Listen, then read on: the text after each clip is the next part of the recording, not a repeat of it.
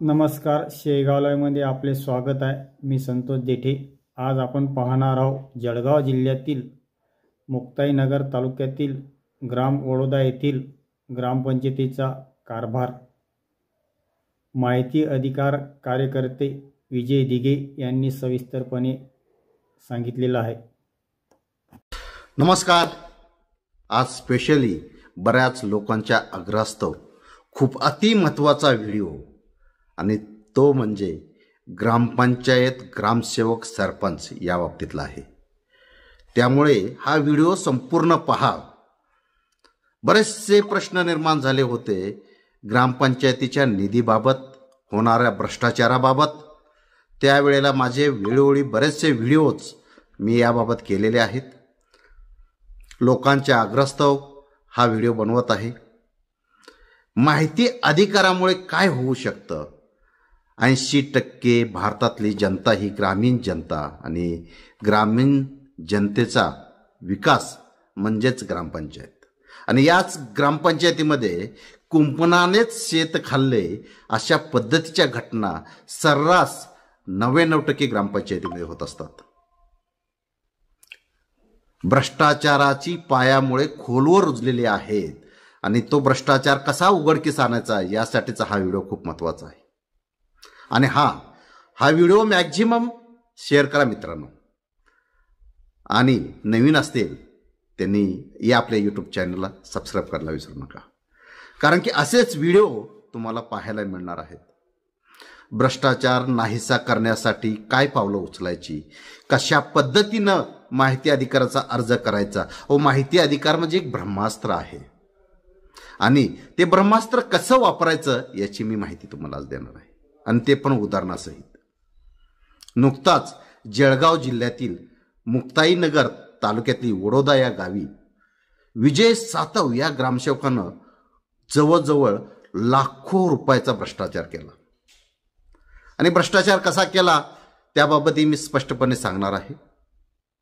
त्यामुळे व्हिडिओ शेवटपर्यंत पहा आणि सबस्क्राईब करा नवीन असेल, आणि व्हिडिओ सेव्ह करा, शेअर करा, त्याचबरोबर कमेंटही करा की व्हिडिओ कसा वाटला। घटना जळगाव जिल्ह्यातील या गावामध्ये विजय सातव हा ग्रामसेवक कार्यरत होता। 23/24ची घटना आहे।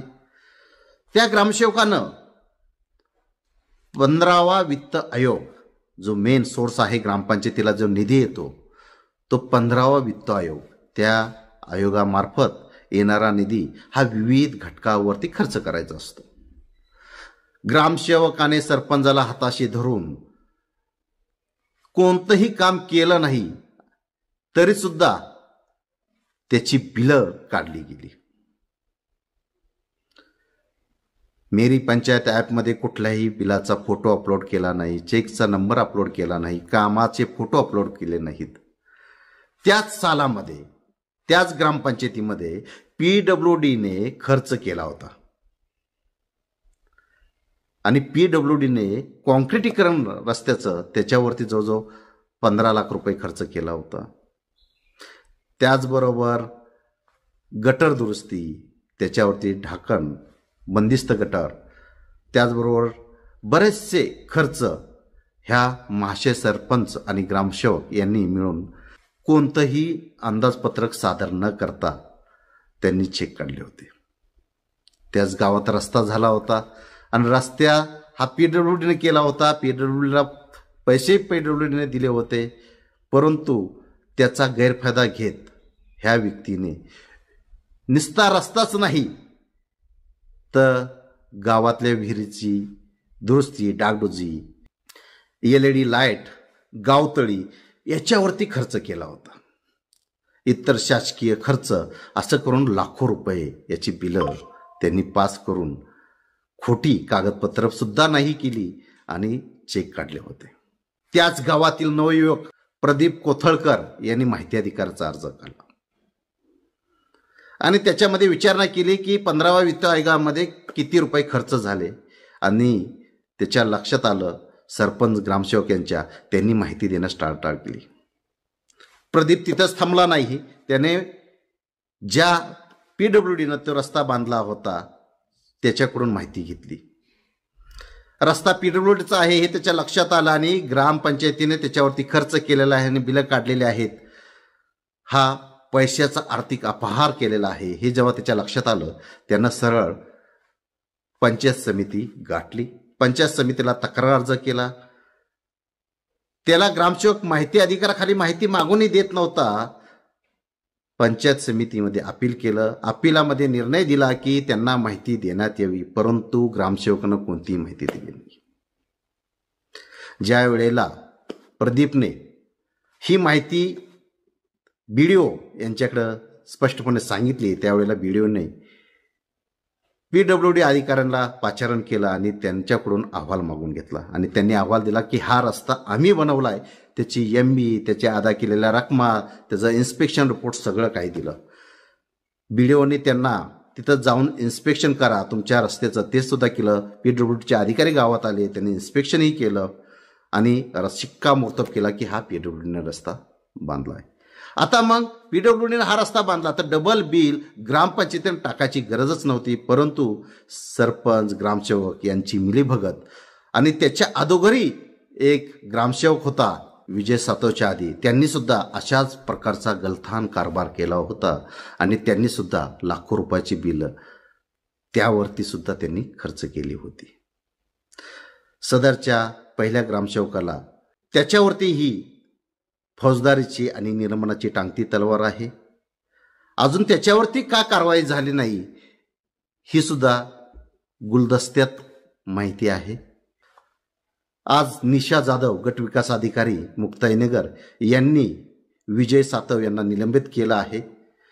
सदरच्या प्रदीपने त्यांना तक्रार अर्ज दाखल केलेला आहे की शासकीय निर्णयानुसार, शासकीय परिपत्रकानुसार सदर सरपंच आणि ग्रामसेवक या दोघांवरती ही फौजदारी केस दाखल करावी आणि त्यांनी लुटलेले पैसे शासकीय खात्यामध्ये त्यांच्याकडून जमा करून घ्यावी, त्यांना कायमचं निलंबित करावं.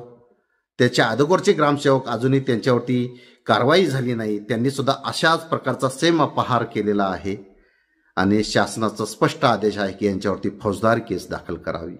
परंतु अजूनही त्या ग्रामसेवकावरती, दोन्ही ग्रामसेवक आणि सरपंच याच्यावरती फौजदारी केस दाखल झालेली नाहीये. प्रत्येक ग्रामपंचायतीमध्ये 15वा वित्त आयोग या माध्यमातून पैसे येत असतात शासनाचे आणि ते ग्रामपंचायतीने खर्च करायचे असतात ठराव घेऊन विविध विकास कामांवरती. परंतु हे बऱ्याचशा अंशी तुम्ही मिटिंगला जात असता त्यावेळेला खाली सह्या घेतात आणि वरती मायना कोरा ठेवतात. तुम्हाला एक विनंती आहे, हा एक फ्रॉडचा पहिला भाग आहे. तुम्ही कुठल्याही मिटिंगला गेला तरी सुद्धा त्या मिटिंगवरती, प्रोसिडिंगवरती सह्या करू नका. वरती विषय असल्याशिवाय आणि विषय संपल्यावरती मध्ये जागा असते त्याच्यावरती डॅश मारा आणि काही विषयावरती घेतले ते वाचा आणि मगच सह्या करा. इथून सुरुवात होती करप्शनची. यासाठी तुम्ही बैठकीला ग्रामपंचायतीच्या हजारात जा, प्रत्येक मिटिंगचं प्रोसिडिंग वाचत चला, कुठे खर्च करतायत ते पहा, त्याच्यानंतर खर्च केलाय का नाही हे जाणून घ्या, त्या ठिकाणी जावा, खर्च त्याच विभागावरती त्याच ठिकाणी केलेला आहे का ते सुद्धा पहा. मेरी पंचायत ॲपमध्ये त्याचे फोटो आहेत का? आता खूप ॲडव्हान्स टेक्नॉलॉजी आलेले आहे. तुम्ही घर बसल्या मेरी पंचायत ॲप डाउनलोड करून तुमचं जिल्ह्याचं नाव, तालुक्याचं नाव, तुमच्या गावचं नाव टाकू शकता.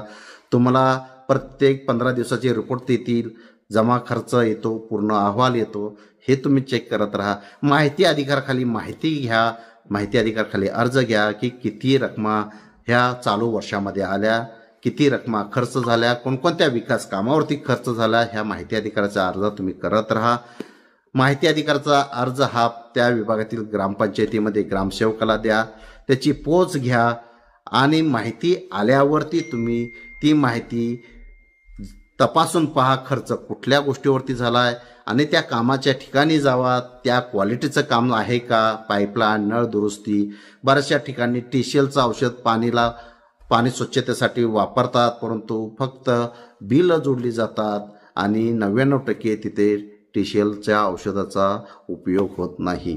तर असे विविधचे भ्रष्टाचाराचे प्रकार आहेत. जसं ह्या गावामध्ये झालं, LED लाईटसाठी त्यांनी हजारो रुपये खर्च केले, परंतु LED लाईटही लावल्या नाहीत. तुम्ही तपासा खर्च झालाय आणि तिथं खर्च झाल्यावरती नक्की त्यासाठीच खर्च झालाय का, हा माहिती अधिकाराने माहिती मागवा आणि तपासा.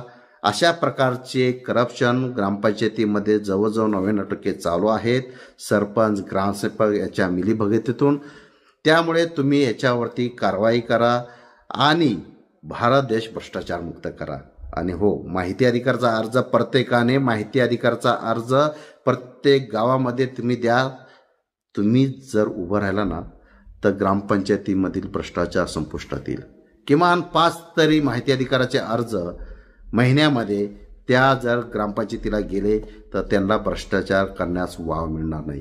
सो हा व्हिडिओ कसा वाटला, हा व्हिडिओ आवडल्यास लाईक करा, फॉलो करा, सबस्क्राईब करा चॅनलला आणि त्याचबरोबर शेअर करा असे विविध व्हिडिओ. आणि तुम्हाला नेक्स्ट व्हिडिओ कोणता पाहिजे ते सुद्धा कमेंट करून सांगा. आणि तुमच्या ग्रामपंचायतीमध्ये भ्रष्टाचार होतोय का, तुमच्या ग्रामपंचायतीचं नाव हे सुद्धा कमेंट करा. कुठून तुम्ही हा व्हिडिओ पाहताय ते सुद्धा कमेंट करा. Thank you very much. मी डॉक्टर विजय दिघे, लेखक, माहिती अधिकार पुस्तक, त्याचबरोबर राष्ट्रीय अध्यक्ष माहिती अधिकार क्लब. जय हिंद.